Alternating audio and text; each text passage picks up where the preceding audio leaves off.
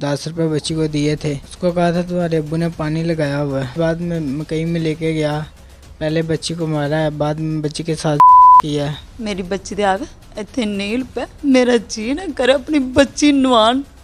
मेरी बच्ची का पूरा हाल होया से मेरे को बर्दाश्त नहीं होया से अपनी बच्ची ने। यही हमारी अपील है वजीर आजम से, वजीर आला से, हमें इंसाफ दिया जाए। पहले बहुत वाकयात हुए हैं लेकिन किसी को इंसाफ नहीं मिला, तो ये भी मुझे नजर आ रहा है मिलना मुझे भी नहीं। उर्दू पॉइंट की वीडियोस देखने के लिए हमारा चैनल सब्सक्राइब कीजिए और बेल के आइकन पर क्लिक कीजिए ताकि आप हमारी तमाम आने वाली वीडियो से बाखबर रह सकें। अस्सलामुअलैकुम नाज़रीन, उर्दू पॉइंट से मैं हूं आपकी मेज़बान तहनीना शेख। नाज़रीन, आज की हमारी क्राइम स्टोरी एक ऐसी क्राइम स्टोरी है जो सुनकर इंसान की रूह कांप जाती है। ना आसमां गिरा ना ज़मीन फटी। एक मासूम 7 साला बच्ची जिसका नाम आयशा है, उसको उसी के सगे चचा के बेटे ने 10 रुपए का लालच दिया और उसको खेतों में ले गया, जाकर उसका गला दबा दिया और उसे कत्ल कर दिया। कत्ल करने के बाद उसकी लाश के साथ ज्यादती करता रहा। मुल्जिमान का क्या कहना है और उस बच्ची के वालिदैन का क्या कहना है, आइए आपको सुनवाते हैं। रिजवान। तुम्हारा क्या नाम है? अल्लाह देता। रिजवान, तुम्हारी कितनी उम्र है? 15 साल। क्या करते हो? कढ़ाई का काम करता हूँ। अच्छा, ये जो तुमने बच्ची के साथ ज्यादती की है, आयशा, कितनी उम्र है इस बच्ची की? बच्ची के 7 साल। क्या लगती है तुम्हारी? चाचू की बेटी है। साथ घर हैं? हाँ जी। क्या किया था तुमने? कैसे इसको बुलाया अपने घर या अपने पास? कहाँ ले जाकर ज्यादती की है? चाचू के घर गई हुई थी, उधर से मैं गया था उधर, तो 10 रुपये बच्ची को दिए थे।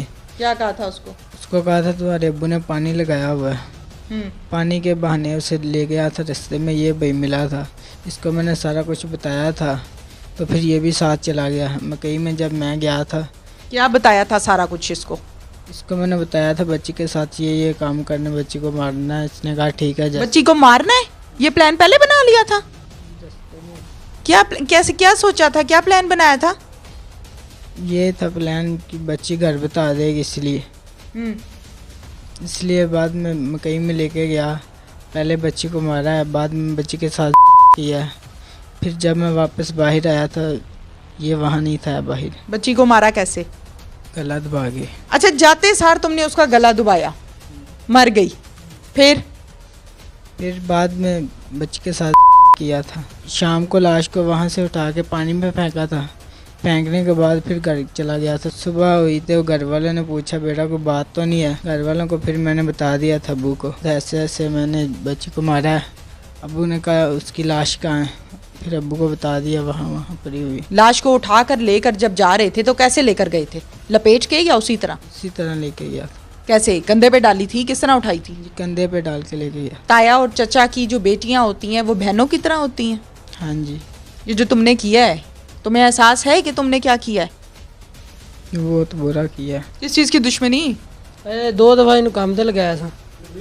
3 दिहाड़ियाँ दी तो वो भैया तो कितने की? 1600 रुपया इसका। 1600 रुपया इसका देना था तुम लोगों ने, क्यों नहीं दिया? तो ये काम छड़ के नस जाता। फिर ये दूजा बंदा रख लिया। तो तुम जब ये बच्ची के साथ ज्यादती कर रहा था तो तुम बाहर खड़े हुए थे, पहरा दे रहे थे? मेरे साथ नू पूछ सकते, मैं पुलिस वाले उस दिन भी आख्या पहले दिन तो। हाँ। मेरे साथ नू पूछ लो, जिन्हें काम फड़िया उन्होंने पूछ सकते। मैं उस दिन काम ते आया।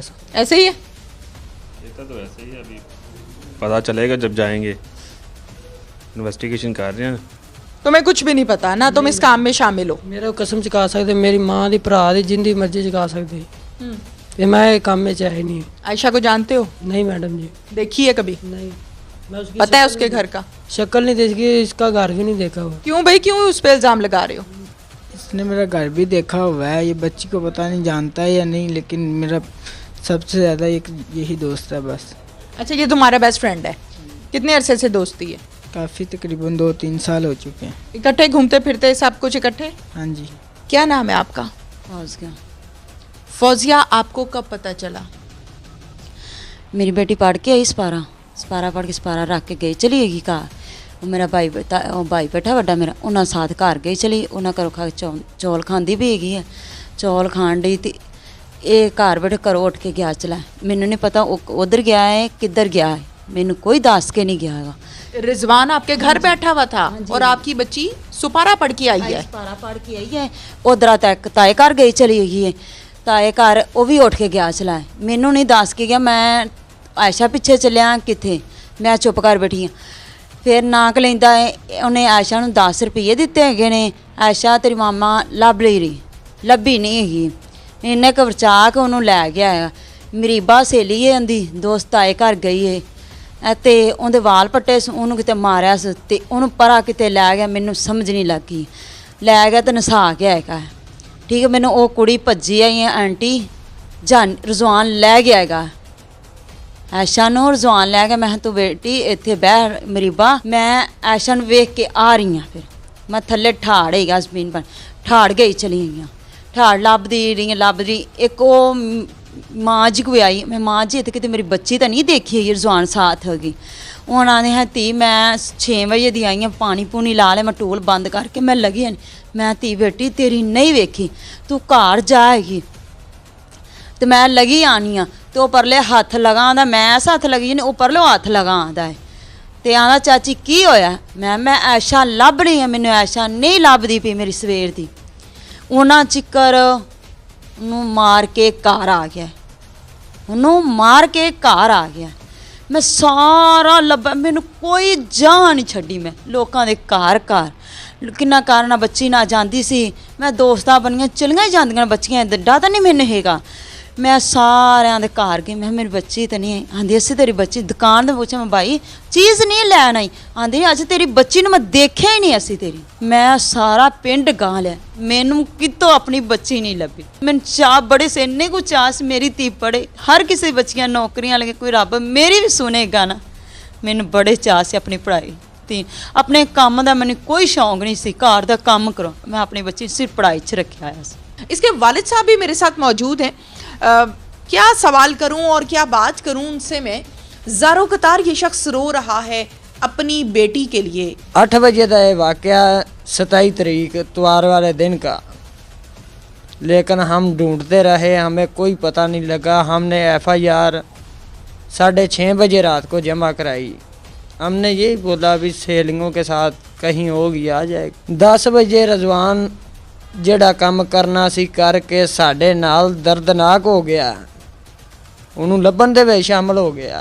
यानी आप लोग आयशा को ढूंढ रहे थे, वालिदैन हैं, परेशान थे, रो रहे होंगे, चीख पुकार कर रहे होंगे, तो उस टाइम ये रिजवान क्या कर रहा था? रिजवान कुछ भी नहीं कर रहा था, लेकिन रिजवान का चेहरा जो था ना, वो बताता था कि इसके अंदर कोई डाउट है। अच्छा। लेकिन रिजवान ने हमें नहीं बताया। पिंड दे विच बाजी एक दर से उहदे बाहर कैमरे लगे ने, भाजी मेरे आख्या वीर आपां कैमरे चेक करिए। रिजवान शाम दा सौ गया सी 7 बजे, 11:30 बजे बात हुई तो रिजवान आंदा है उधर बच्ची नहीं हैगी, ना जाना उधर। सानू सट पई भी मुंडे दे विच कोई डाउट हैगा, लेकिन बाजी मुंडे ने फिर भी नहीं बताया। रात गुजर गई, सुबह 9 बजे का टाइम सी। मैं आख्या पुत्र तू आना, मैं 10 रुपये दिते ने, बच्ची घर नहीं गई। मैं 15 ते कॉल की तो मैं तेनों फड़ा देना ही। उन्हें आख्या जी पिंडियों की सिस्टर की शादी हुई, मैं आह भैन के कोल जाना। मेरा भाई खुद लैके गया, साथ मैं गया। भैन नूं जांदियां नाल उन्हें जफा मार लिया, आंदा भैन मैं अल्लाह दिते को अगर ये बच्ची ना देता तो अल्लाह दिते मैनू कतल कर देना सी। ये अल्लाह दिते दा प्रैशर सी होंदे ते, लेकिन उनकी सोच नहीं सी कि मैं अपनी इज्जत ही अगां दे रहा अपने हथी। उस तो बाद भाईए मेरे ने पकड़ लिया, उन्हें आख्या पुत्र आ कित्थे किनू दिती हो। वो बाजी सानू लैके गया तो उत्थे लाश पई है, मैं नाल नहीं गया, मेरा भाई गया। उन्हें आख्या यार फिर भी तेरी बेटी है, तू घर रहो, असी लभने उन्हें। भाई गया, उथों बंदे आए ने, उन्हें घर आन के आख्या जी उत्थे लाश पई है, मैनू लै गए ने नाल। लेकिन भैन उत्थे मैनू धी दी लाश नहीं सियानी गई। मैं आख्या ये तो गुड्डी पई है, बच्ची दी गल करो। ਉੱਥੇ ਹੀ ਭੈਣ ਰਜ਼ਵਾਨ ਮੌਜੂਦ ਸੀ। ਮੈਂ ਉਹਨੂੰ ਫਿਟੇ ਮੂੰਹ ਵੀ ਨਹੀਂ ਆਖਿਆ, ਰਜ਼ਵਾਨ ਦੀ ਬਾਂਹ ਫੜੀ ਗਏ। 15 ਤੇ ਕਾਲ ਕੀਤੀ, ਪੁਲਿਸ ਵਾਲੇ ਆ ਗਏ, ਰੈਸਕੋ ਵਾਲੇ ਆ ਗਏ। ਭੈਣ ਇਹ ਦੁੱਖ ਤੋਂ अगर पहाड़ दे उत्ते पैंदा ते उन्हें रेजा रेजा हो जाना सी जेड़ी मेरे ते गुजरी है। हमारी यही अपील है कि इनको शरेआम फांसी दी जाए। भैन ये वेख छोटी मासूम बच्ची गए, उनके नाल ज्यादती हुई, उन्हें माँ बाप नूं ते आवाज़ां मारियां, उनकी किवें जान निकली होवे। यही हमारी अपील है वज़ीर आज़म से, वज़ीर आला से कि हमें इंसाफ दिया जाए। पहले बहुत वाक़यात हुए हैं लेकिन किसी को इंसाफ नहीं मिला, तो ये भी मुझे नज़र आ रहा है मिलना मुझे भी नहीं। मैं बच्ची नवाया ना जो तो गई है मेरी बच्ची दे आवे इतने नील पे मेरा जी ना करे अपनी बच्ची नवान। मेरी बच्ची का पूरा हाल होया सी, मेरे को बर्दाश्त नहीं होया सी अपनी बच्ची नूं। मेरी बच्ची इन्नी प्यारी, मैनू कोई उंदे चाह सी मेरे दिल दे। हाले मैं जो घर पे नहीं मैंने नेर होंदे मेरी बच्ची जदन टुट, मैनू कोई इस घर च नहीं है मैं इस घर च ना रहूँ। मैं बच्चियां नूं किवें पाला, वो मेरी बच्ची नहीं मेरी नज़रां दे अगे आंदी पई। जो मेरी बच्ची ने किया सी वो जान देती अपनी बच्ची साथ। मैं खून का बदला खून ही लेना, जो मेरी बच्ची ना कीता उस जगह ते असीं मरवाना है। जिवें मेरी बच्ची ने तड़फाया है ना उस जगह ते मैं भी पानी च डुबोना। 27 तारीख को सुबह 8 से 9 बजे के करीब बच्ची घर से लापता होती है। पेरेंट्स इसको ढूंढते रहते हैं। उसके बाद शाम को वो थाने आके इतला देते हैं। थाने एक हमारी FIR हो जाती है कि नामालूम मुल्ज़िमान ने अगवा कर दिया है। जो हमारा क्रिमिनल जस्टिस सिस्टम है वो हरकत में आता है, पुलिस अपनी हरकत में आती है, इसकी तलाश जारी रखते हैं। इसके बावजूद जब बच्ची नहीं मिलती, रात गुजर जाती है, अगले दिन सुबह 10 बजे हमें 15 की कॉल मिलती है कि रोही नाले में एक अनआइडेंटिफाइड डेड बॉडी है जो कि किसी बच्ची की है। उसी टाइम पे हमारी तमाम टीम्स, पुलिस, PFSA, इसके अलावा रेस्क्यू 1112 अफसरान सब मौके पर पहुँचते हैं। और वहाँ जाके जब वो देखते हैं तो ये वही बच्ची थी जो कि एक दिन पहले घर से लापता हुई थी और जिसकी FIR दर्ज हो चुकी थी। वहाँ से इसका जो एविडेंस कलेक्शन के बाद इसकी जो डेड बॉडी है उसका पोस्टमार्टम और सारी वो जो इन्वेस्टिगेशन के हैं मराहिल वो सारे अदा होते हैं।